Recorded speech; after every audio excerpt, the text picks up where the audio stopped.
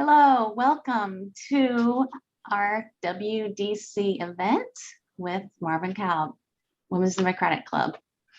My name is Laura Stewart, and I am filling in today for Leslie Milano. I am the first Vice President for Women's Democratic Club of Montgomery County.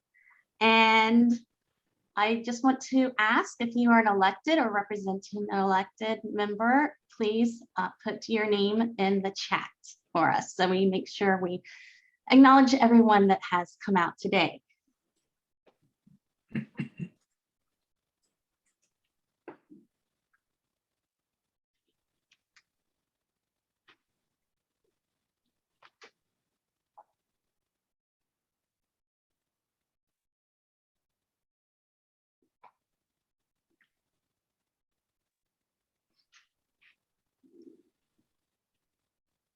We're still admitting some people to the meeting and we'll get started very soon.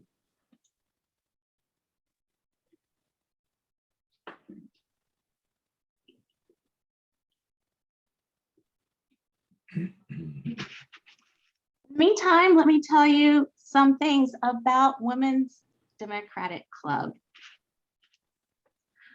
For over 60 years, the WDC has been a vibrant network of politically active men and women.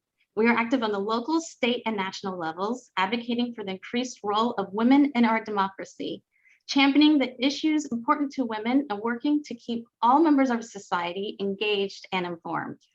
This exciting speaking series is just one of the ways we work to accomplish this goal. Past speakers have included Representative Jamie Raskin, Dr. Fiona Hill, Tom Perez, John Sarbanes, Dana Phillip of NARA, and Senator Mark Warner. You can see we've had other great speakers in the past, so I hope you continue to join us for our speaker series. We lobby in Annapolis, organize candidate forums, advocate for critical issues, and support Democratic candidates at every level of government. If you are not already a member, we invite you to join WDC.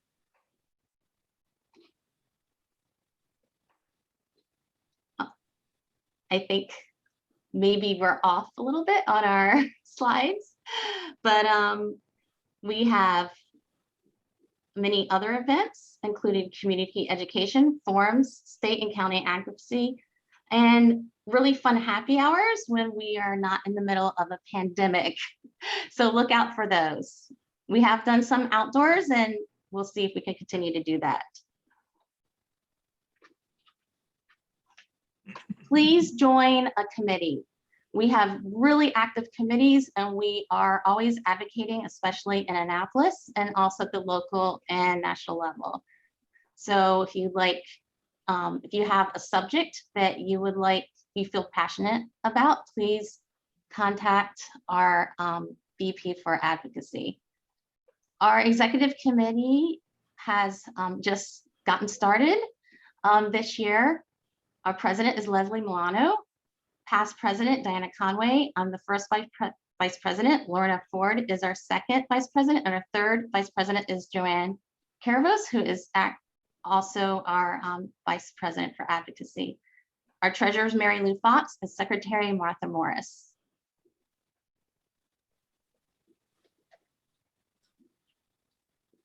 And please join us for our next event, which is Friday, November 19th at 12:30, Our Fight for Democracy with Representative John Sarbanes. We are in the fight for our lives still, so please join us so we can hear about how we can keep our democracy on track. Please submit your questions via the chat to our Q&A. You will see Q&A is a member of our chat, so send that directly to the label Q&A. We will be taking questions after the talk today.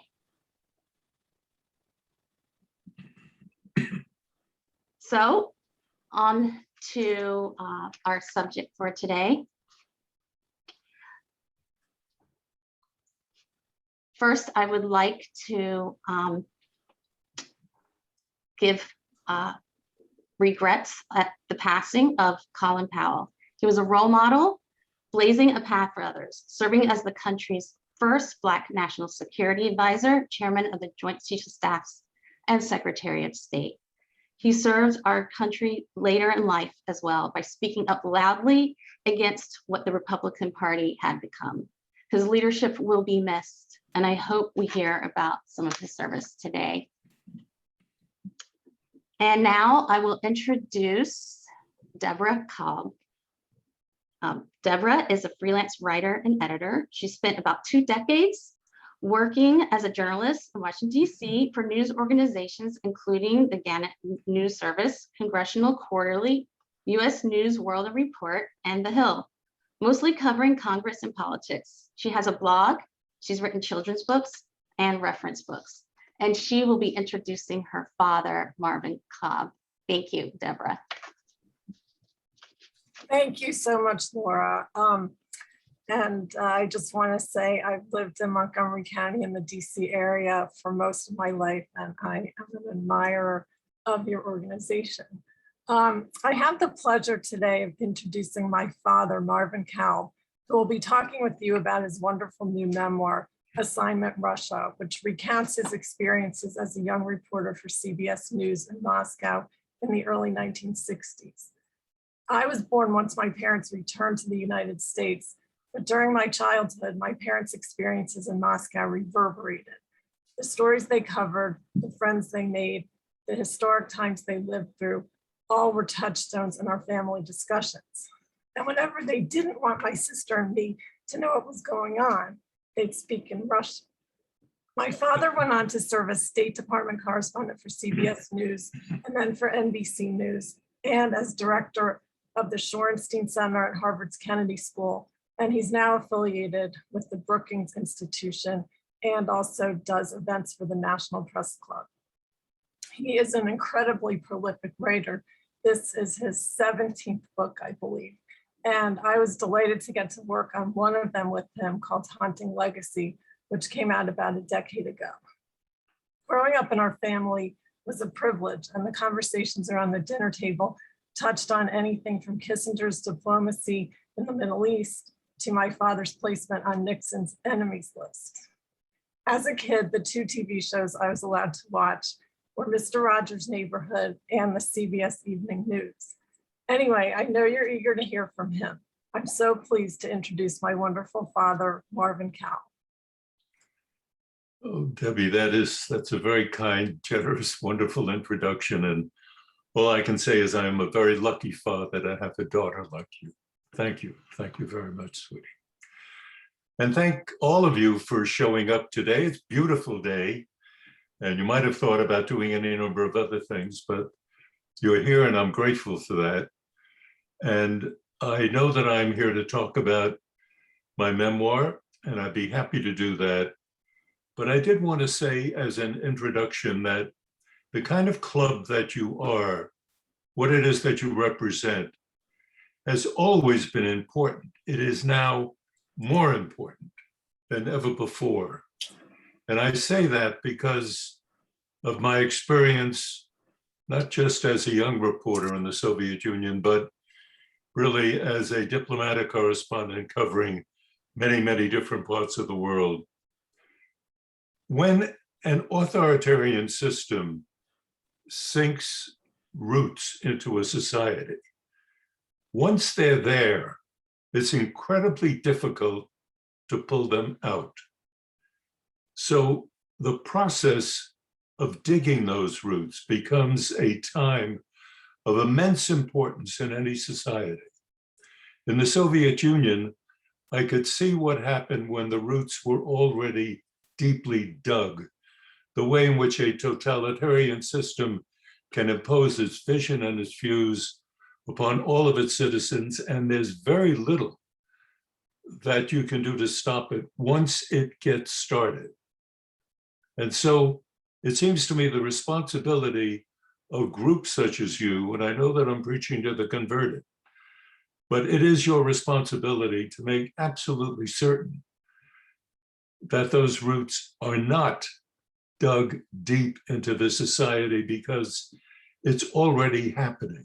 It's happening in front of our eyes, and we must be alert to it, aware of it, sensitive to how it's moving, and try to do our very best to stop it. And I speak as somebody who once was, believe it or not, a young man, a young reporter working in the Soviet Union in the late 1950s, early 1960s. I was there for a period of 5 years. What I would like to do is tell you about some of that time and try to put it in a context that I hope will be of interest to you. And I'll break it down into 3 parts. The first part, what it was like to be a young reporter working in the Soviet Union at the height of the Cold War. Second, because it was the Cold War, what was the 1 or 2 fundamental issues that had to be covered and understood during that time? And third, when you are covering a Soviet leader such as Nikita Khrushchev, that bouncy, chubby, short, very deeply Russian nationalist guy, what was on his mind? What were the kind of things that he thought about as being fundamental to his country, but also to his country's place in the world? Starting as this young reporter, I was sitting at the Widener Library up at Harvard, minding my own business and trying to go ahead to get my PhD in Russian history. The librarian came over to me one May day in 1957, said, "Marvin, there's a guy on the phone who would like to talk to you. He says he's Edward R. Murrow." I told her to hang up on him because Edward R. Murrow clearly was not going to call me. So it's probably some kind of a crank, hang up on him. And I went back to doing my work, and late that afternoon, she came back and said, "He's still on the phone and he still says he's Edward R. Murrow. I think you ought to talk to him." I said, "All right," reluctantly, picked up the phone, and the instant I heard his voice, I knew what a total fool I had been, and I apologized profusely. And he said, no, don't worry about that. Can you come and talk to me tomorrow?" I said, "Sure, but what about?" He said, your article, I had done a piece for the New York Times Magazine that appeared the day before, and it had to do with Soviet youth. What was on their minds? What were they thinking about? What do they care about? They were the future of the country. Murrow was intensely interested in that issue. And he said, "Can you come down and talk?" I said, "Of course." Took a late train, was there first thing in the morning. It was a Tuesday morning, I remember. His secretary said, "Now, Marvin, be very careful. Mr. Murrow is very busy. He has maybe 15, 20 minutes to give you, and that's about it." I said, "Fine." I went in and we spoke for 3 hours. Murrow was intensely interested in anything that related to the Soviet Union, but especially Soviet youth. He wanted to know what they thought about. What was the relationship to parents? Did they have girlfriends, boyfriends? What was sex on their minds at that time? What kind of schooling did they have? What did they think about money, religion? And we went on for 3 hours, at the end of which he stood up, I stood up, and he put his arm around my shoulder and he said, "Hey, by the way, I forgot to say, how would you like to join CBS?" And it took me about 1 second to say, "Yes, sir, I would be honored to do so." And there, in that quick second there, I said goodbye to my future as a budding scholar and became a correspondent. To be a correspondent at CBS in the late 1950s meant that you were bumping into people not only like Edward R. Murrow, who was my idol, remains my idol, an incredibly decent, wonderful, serious man. People like Robert Trout, Dan Shore, Lowell Thomas, Dallas Townsend, extraordinary, Charles Collingwood comes to mind, extraordinary guys. And I was the kid coming in, and I was looking up to all of them and learning from them. And one of the things I knew immediately was something that Murrow said, stuck in my mind. Because you have a microphone and you are talking to millions of people, does not mean you're any smarter than the guy sitting at a bar talking to the other guy right next door. It's just the microphone.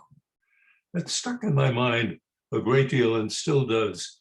You have the privilege of speaking to a lot of people through a mic, but what you say is what is important, not that you have talked to 29 people or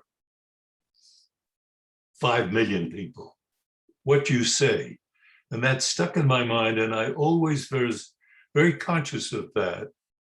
And that second aspect that I mentioned, talking to people in the midst of the Cold War.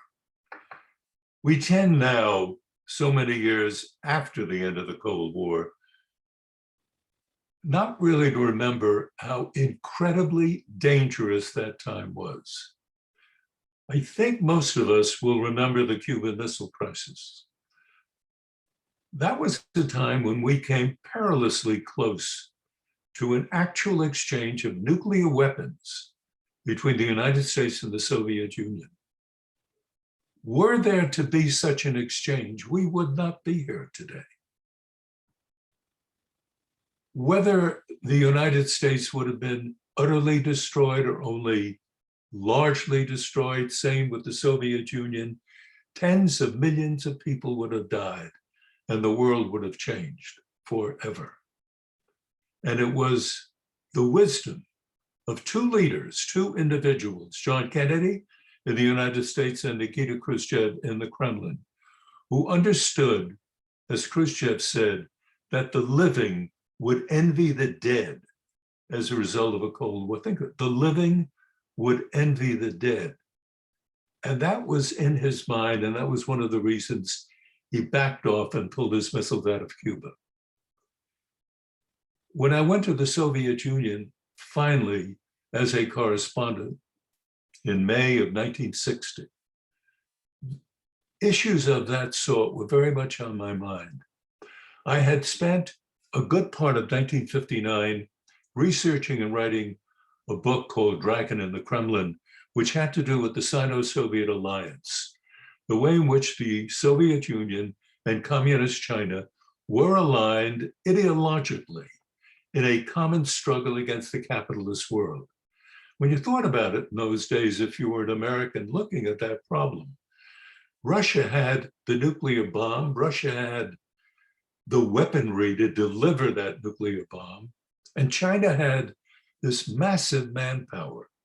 And the two, when you thought about it, represented an awesome challenge to the American political and economic system.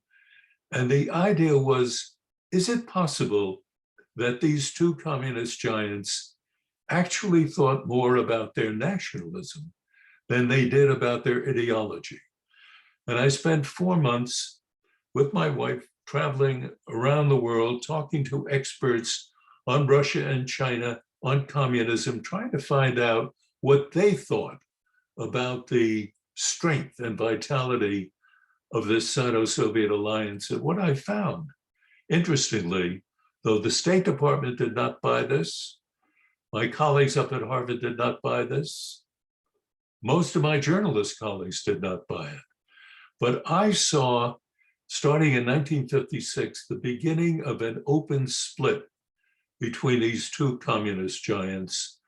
And I followed that very closely. And by the time I arrived in Moscow in May of 1960, in my mind, they were already beginning to come apart. And by the end of that year, the end of 1960, they were in open disagreement on issues that were of fundamental importance to communists, but we didn't think very much of it, probably because we didn't understand it. But what the communists were arguing about, it's kind of interesting, just mention it in quickly. What the communists were arguing about was whether the urban masses or the rural masses were going to take control of society once communism followed capitalism as the rule of thumb. The Russians believed, as did Karl Marx in the mid-19th century, that the urban area, the proletariat, would rise up and take control of a country. The Chinese did not have much of a proletariat, much of an urban class at that time. They had a rural class.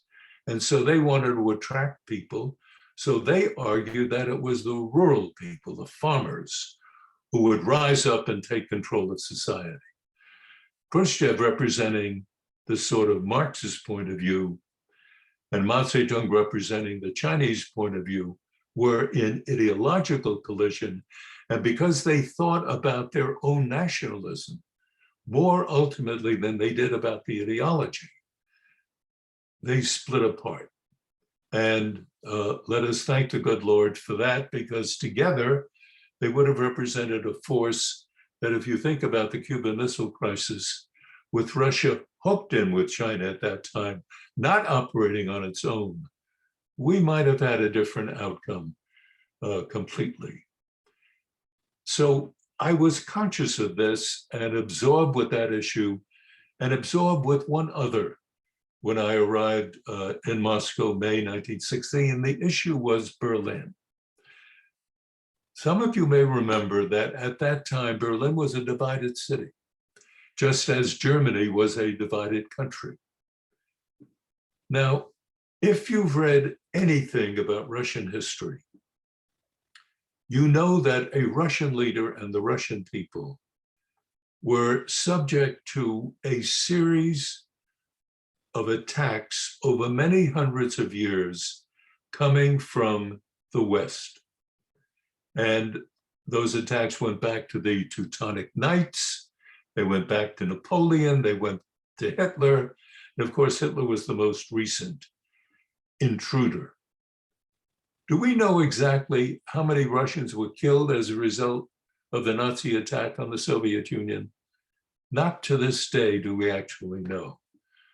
Figures range between 20 million people and 40 million people killed during the German attack on the Soviet Union. No Russian leader and no Russian could ever forget that central fact in their lives. And when I arrived there in 1956, please remember, that's only 11 years after the end of World War II. And so this was very much on Khrushchev's mind and very much on the minds of most Russians that I met.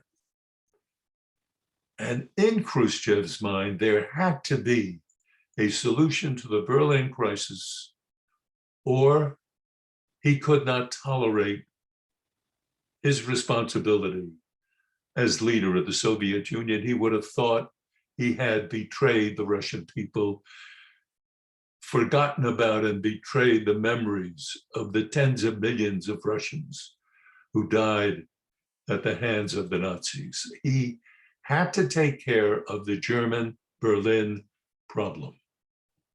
There was to be a meeting in Paris starting on May 16th or 17th in 1960, involving Khrushchev representing the Soviet Union, Eisenhower representing the United States, Macmillan representing Germany, and Charles de Gaulle representing France.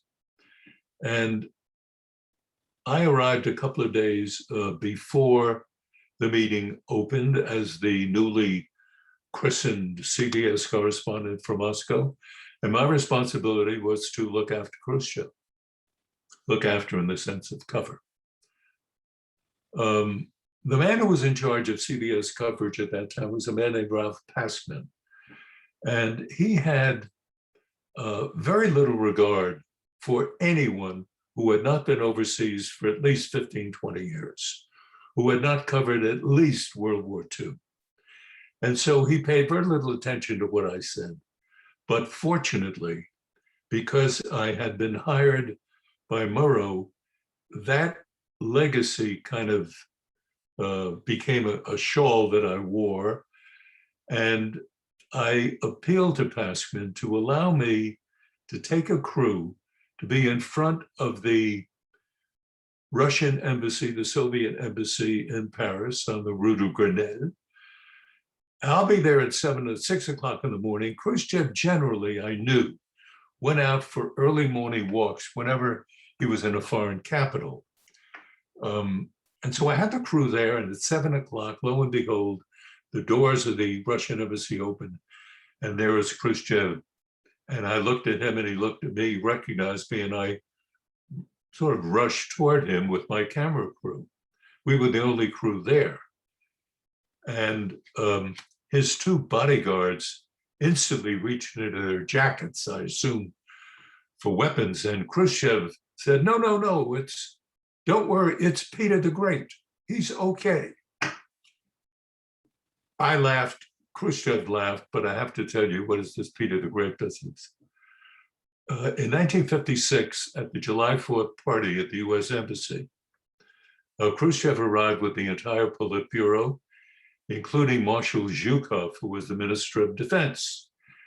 And as someone then working for the US Embassy and speaking Russian, I was given the responsibility of dealing with Marshal Zhukov, which I thought was idiotic because I had been a PFC in the United States Army.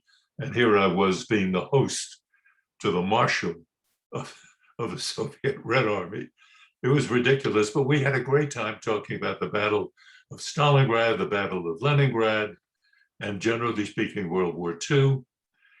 And Marshal Zhukov loved to drink. He loved vodka. I did not drink then, will not speak about today. I arranged with the embassy butler to serve us vodka in such a way that Marshal Zhukov would pick up the vodka, but on the other side of the tray would be water, which I would pick up. And I know, because I counted, that Marshal Zhukov socked back 8 vodkas. I socked back 8 waters. And at the end of which, Marshal Zhukov was a little tipsy. I was still standing straight. Khrushchev called us over, and Marshal Zhukov said, Nikita Sergeyevich, I have finally found a young American who can drink like a Russian. And everybody burst into laughter. And Khrushchev looked at me and he said, how tall are you? I don't know why I answered in this way. I still don't know why, but I answered, I'm 3 centimeters shorter than Peter the Great. Oh, he thought that was a fabulous answer. He then called me Peter the Great, and I was, for him, in his mind at that time, a reporter who at least knew something about Russian history and could talk to him about it. And that was an asset for me. And in May of 1960 in Paris, when he saw me and saw Peter the Great, I had an exclusive interview with the leader of the Soviet Union. And we, right there in the street, oh, by the way, he walked down the street and there was a boulangerie right down at the corner, and the magnificent aroma of freshly baked croissant filled the streets. And we stopped, sniffed. Khrushchev said, what is that? I said, that is a croissant. I said, have you ever had one? He said, no. I said, would you like one? He said, yes. And I ran in and picked up a bunch of them and gave him 1, 2, I forgot. And he bit into it. It was like a kid biting into a bar of chocolate. He loved it. And I then, I said, by the way, did you like it? Очень, I mean, really delicious. I like it a lot. Then we had our discussion, and I had my exclusive on Berlin, and that Khrushchev would actually break up the summit because a few weeks before, the United States had flown the U-2 spy plane over the Soviet Union. It had been shot down. The Russians had the pilot, Francis Gary Powers, and they were going to put him on trial. And so Khrushchev felt that he had a pretext for breaking up the summit and breaking up the only opportunity he had before he launched the Cuban Missile Crisis of settling the Berlin crisis without risking the possibility of a nuclear war. He had Eisenhower there, and he always believed, Khrushchev did, that if he could sit down and simply talk to an American president, he would be able to solve the problem of Berlin. All he needed was the opportunity to talk to an American president. And yet he blew that opportunity because Eisenhower was prepared to talk to him, even though Eisenhower's deputies opposed the idea of the talk, but it never happened. But that was a heck of a story. And it was my first, quote, exclusive and as a foreign correspondent. So that was a good deal. And it even satisfied Ralph Passman.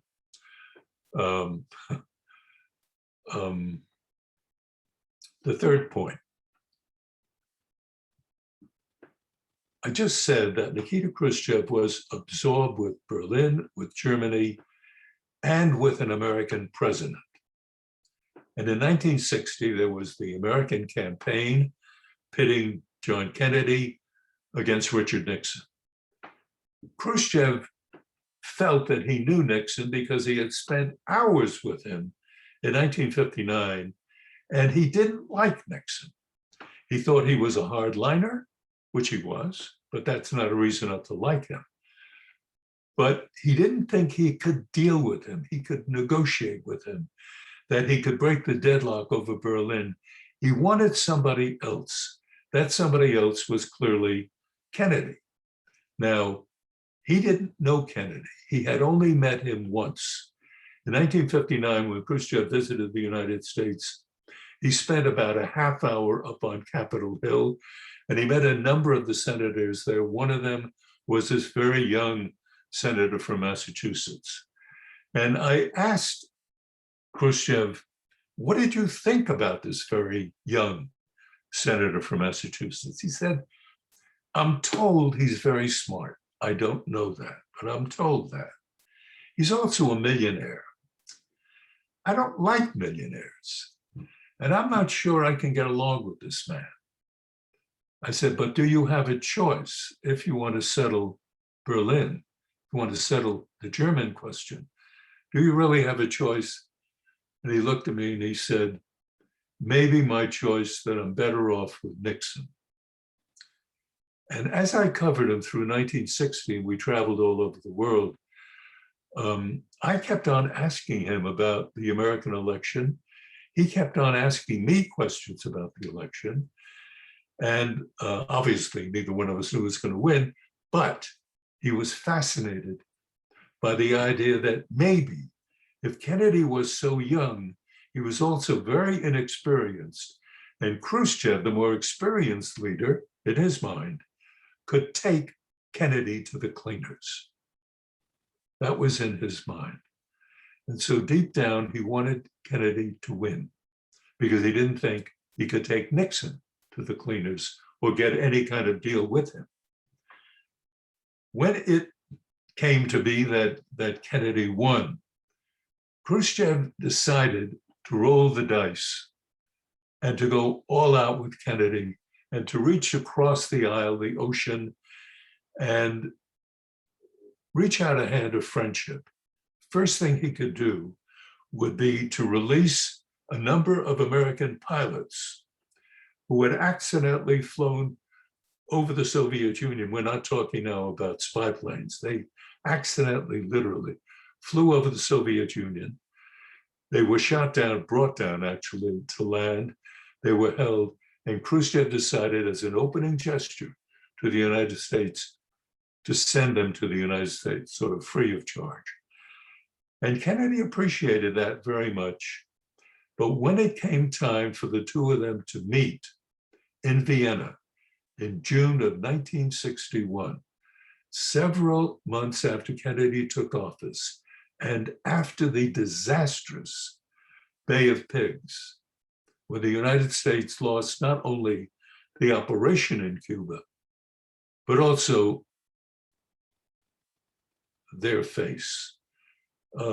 We looked very bad as a result of the Bay of Pigs botched operation. And Khrushchev thought he could take Kennedy to the cleaners. They met in Vienna. It was a difficult meeting.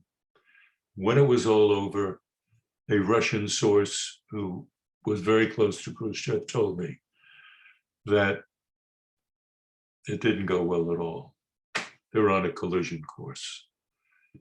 And Kennedy told James Reston of the New York Times, it's going to be a very cold winter.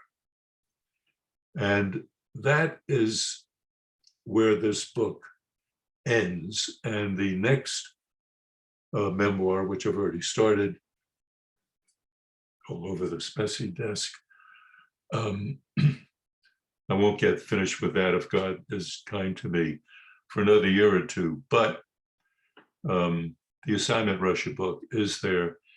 And if you guys have any questions about it or anything else that I've said, I am wide open and pleased to ask.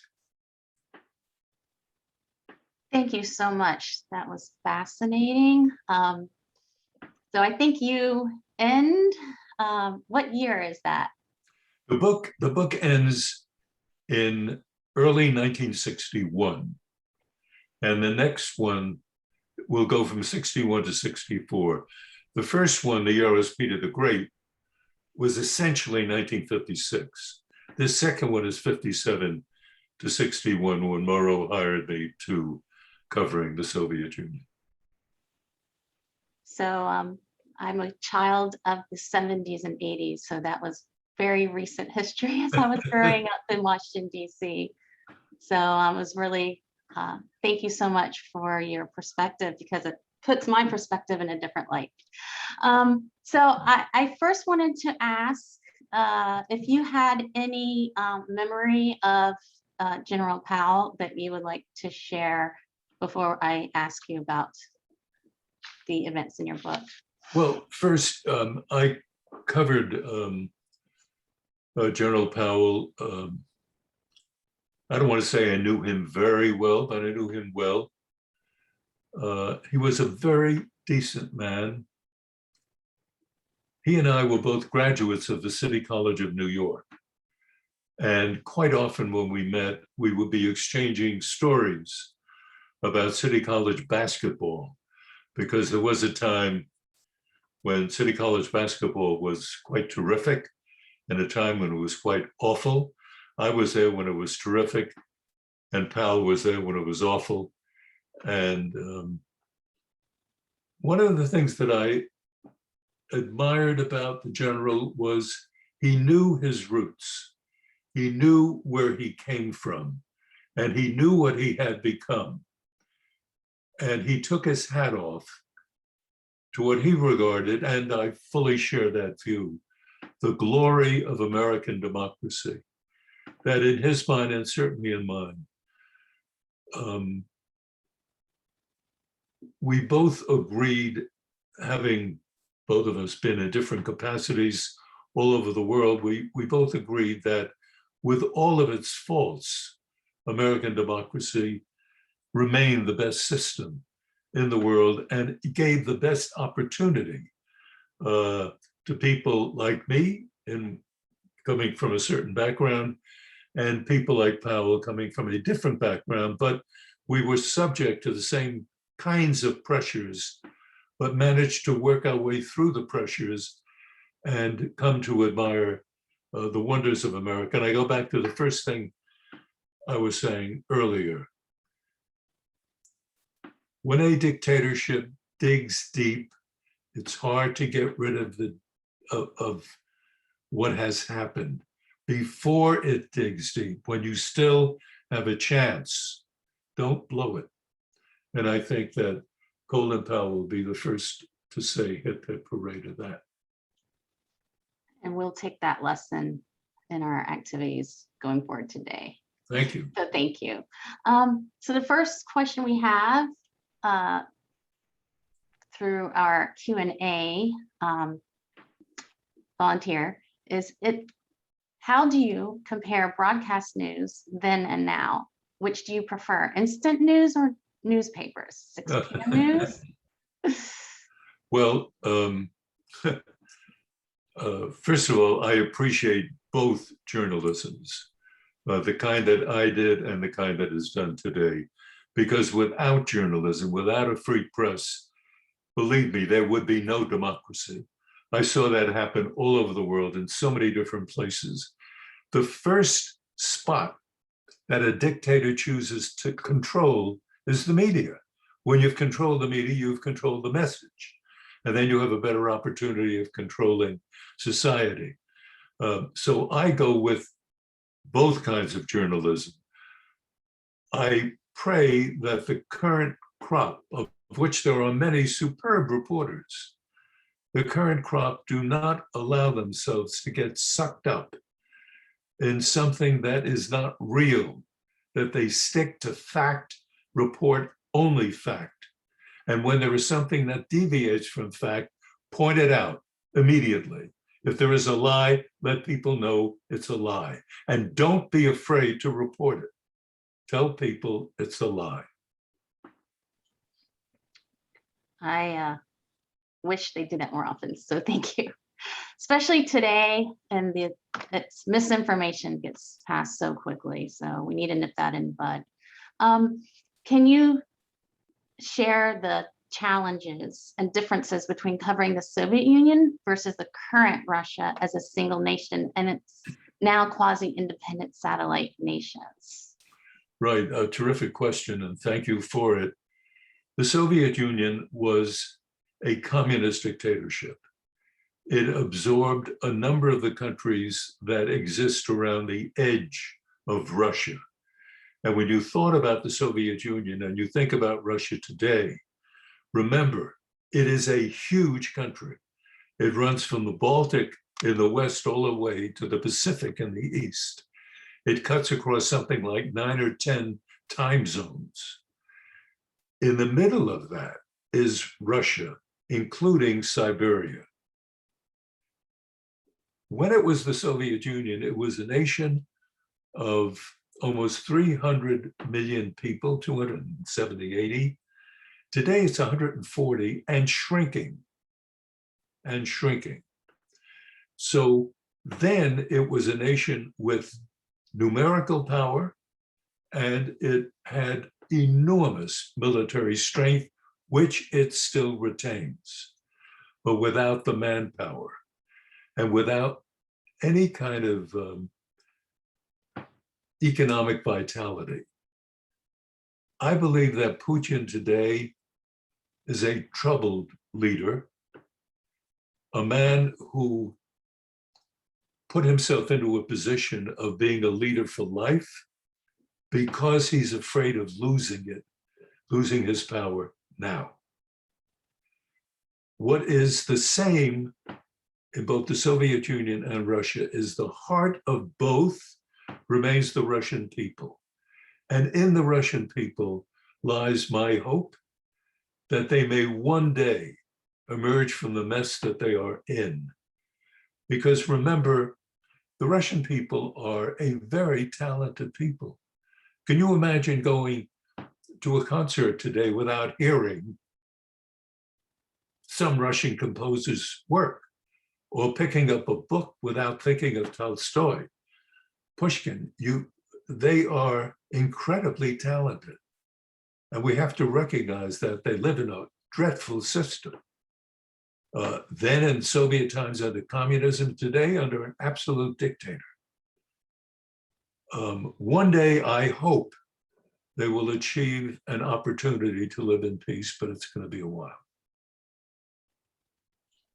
Do you think the people feel powerless?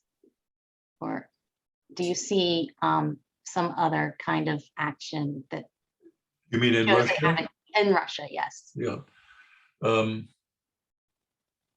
I think for the most part, most Russians are discouraged about the opportunity to change their political system. They've lived through too much. They've lived through a czar. They had lived through a commissar like Joseph Stalin. Nikita Khrushchev was their only, they had two opportunities, one with Nikita Khrushchev and one with Gorbachev, to break out of dictatorship and move as a result of reform towards some better political system, more democratic political system. But what I learned covering Khrushchev was, one of the things I learned was that you can attempt to reform a dictatorship, but you will have very little chance of changing the dictatorship. You can reform a piece of it here and there, but the core of the dictatorship will remain. And it has remained under Putin as well, and he is not a communist. So can they one day emerge out of it? Absolutely. But I fear that people like a political opponent of Putin, a man named Navalny, who's in prison. And the Russian people do not regard someone in prison as a strong person around whom they can rally. So reluctantly, they rally around Putin, but his numbers are going down. He used to have a popularity roughly in the 80 percentile. It's now way down in the 50 percentile, and I think falling. As I said a moment ago, Putin tries to present a confident front, but I think his actions reveal a man troubled and politically weakened and worried. So this leads to the next question. Would someone like that, for instance, be behind the Havana syndrome? Wow. Do you think Russia could be responsible for the attack on our foreign officials around the world? Yeah, I mean, that is a terrific, insightful question, and I wish I had an answer to it that made any sense. Number one, to be very clear, I have no inside information on that at all. But my gut feeling, having lived the Russia story now for most of my life, is it is possible, because the system itself doesn't work all that well, that there are people capable of creating a technological monster, and people who are evil, and people who would like to use that new technology to harm the United States. Those people exist already in cyber warfare. That I do know for a fact. And I do know also that in the United States, we know who those people are, and they know who we are, and they are conducting their own warfare above us, as it were. But what you're asking is something that is truly evil. This is a weapon, so far as we know, it is a weapon that is based on the new technology and that is directed at human beings to hurt them. Are there such people in Russia? Yes. Do they have the power to operate independent of the Russian government? That I don't know. I hope that is not the case, but we have to leave open the possibility that it is. I think that would be pretty smart. So I just have to ask you, because Steele has been all over the news lately talking about the Steele dossier. And do you have any opinions as far as the most salacious content of the Steele dossier? Do you think that there could be any validity to some of what was in there? No, I'm sorry, I don't understand. So the Steele dossier had the Who had? The Steele dossier, the one that had all the information supposedly about Trump that was given to the FBI. Oh, early on, and there, there's a particular tape supposedly of Trump in that dossier, and I just I understand what you're asking now, and I'm the wrong guy to ask. I don't go in for that stuff, and I don't know enough about it. got it. I figured we'd ask you since it's all over the news lately. So moving on to more respectable questions. Did you happen to read Fiona Hill's book, There's Nothing for You Here? And she talks about the analogies between post-industrial problems of the USSR and the UK and the US. What do you see as the analogies? Right. Well, If you read it. yes, no, I have started the book. I'm about 100 pages in. I love so far what I have read. I am not at all surprised that I love what I've read because I love the author who wrote that book very much. I knew, we met, Fiona and I knew when I was a professor up at the Kennedy School, and she was going for her PhD at that time. And we got to know each other because of our common interest in Russia. And then being associated at Brookings with her, I know her well and have enormous regard and affection for her. I think the part that I've read so far is beautifully written book, very interesting. She is raising a profoundly important point, and it really requires a discussion of Russian history to get into the very heart of it. She is saying that Russian society has reached a certain point of decay that marries up with a point of decay in American society, and that both are essentially now the same and going downhill at the same time. She may be absolutely right about that. I hope she is wrong. And I think Fiona hopes she is wrong. Because imagine what it is that we're talking about. We're talking about these two great countries in which we live in one, going downhill without any way of stopping the fall. And in Fiona's book and in many speeches I've heard in conversations with her, I know what she believes. And she believes in a number of things, starting with education in this country, which would begin to create a different, more open, more promising future for this country. My own gut feeling here, and again, I go back to Russian history, the Russians have done certain things very well. They've always been very good at mathematics, which means they've been very good at things that grow out of a knowledge of mathematics. Some of that stuff is wonderful, it's consumer goods, but some of it is dreadful, it's weapons.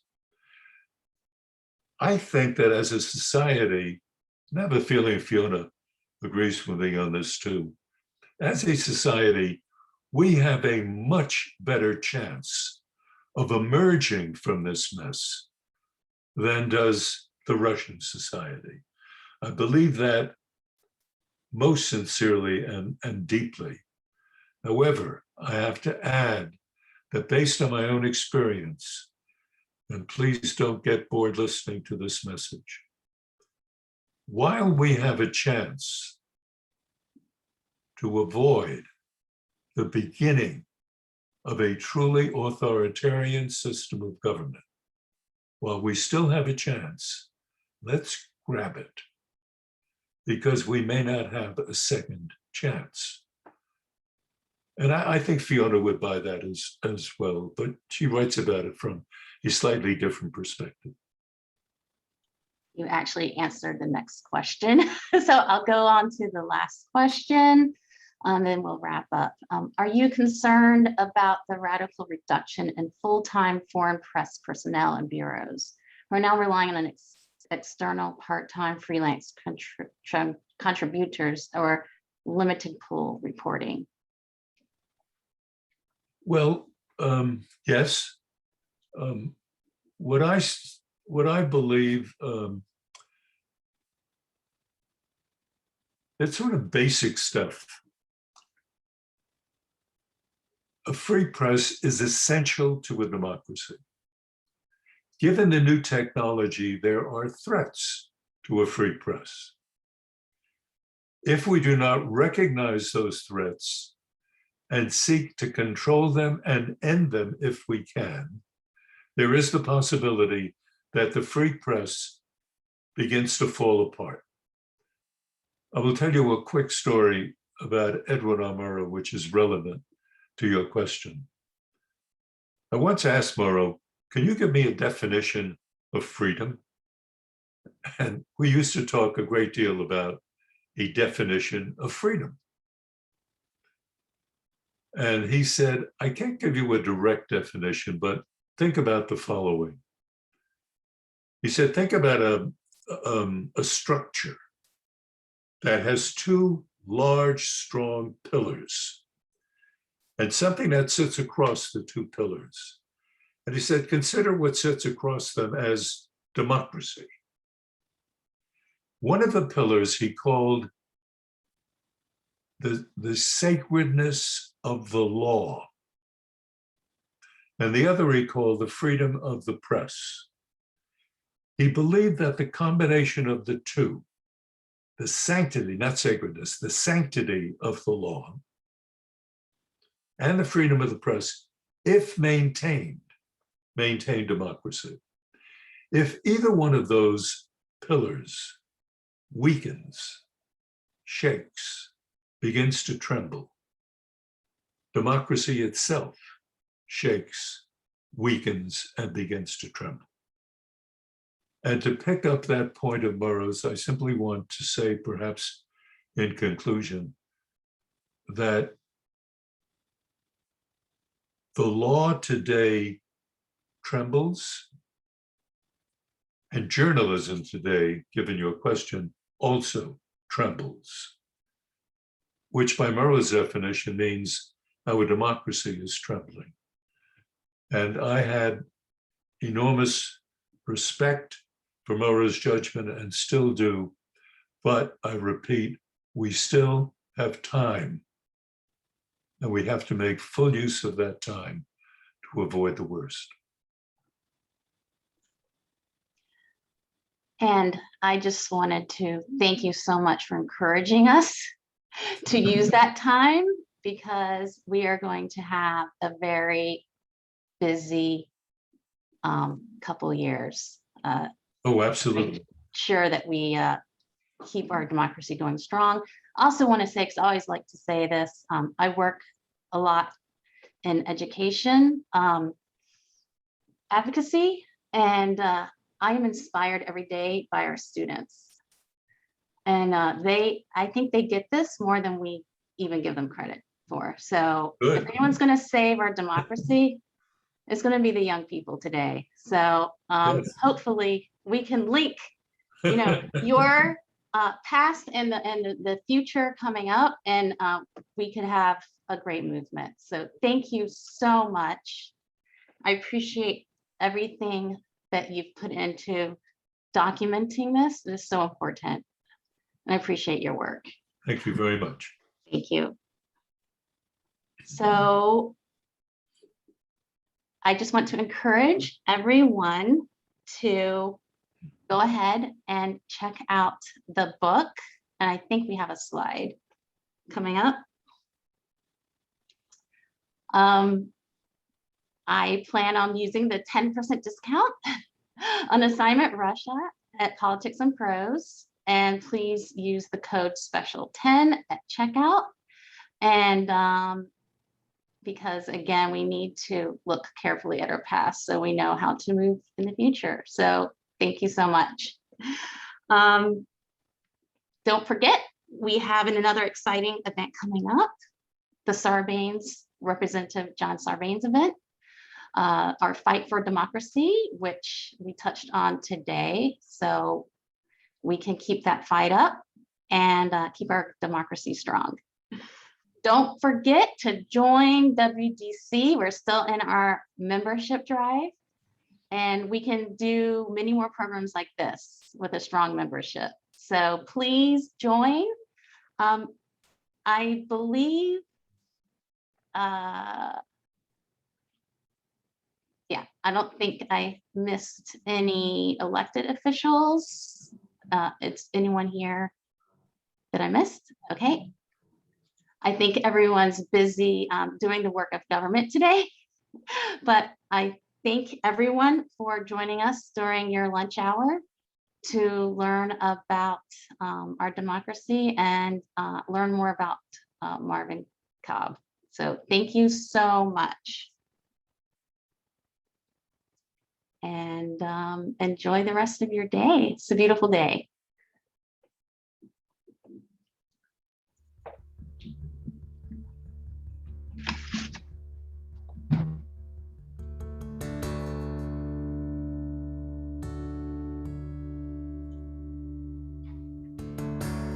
And I want to thank Debbie too for introducing her dad. That was really special.